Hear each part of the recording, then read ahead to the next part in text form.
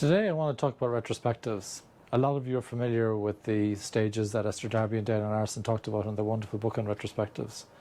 And there are some wonderful techniques from, for example, Esther Darby, Diana Larsen. You can go on to funretrospectives.com. All sorts of wonderful techniques about how you set the stage, how you create the psychological safety by maybe agreeing that we're not going to do any finger pointing.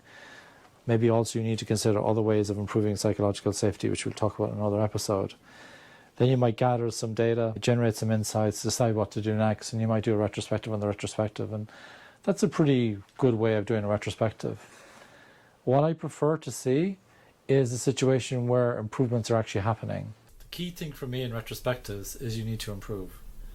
There'll be some things within your control, within your influence, and my request is that you actually do that improvement within the retrospective itself.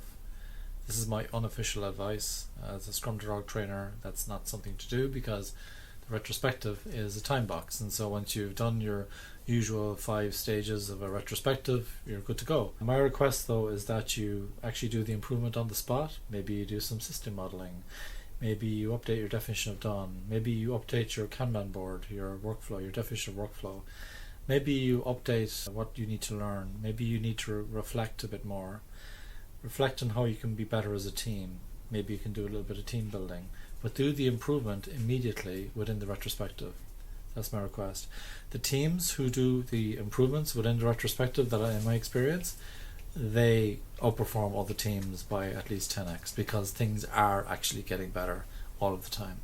And the one other thing you can do as well is ask your executives to take away some item that's beyond your control, beyond your influence, some improvement that you cannot actually make happen. Make sure you involve your executive, make sure that they help you to declutter workflows, processes and systems.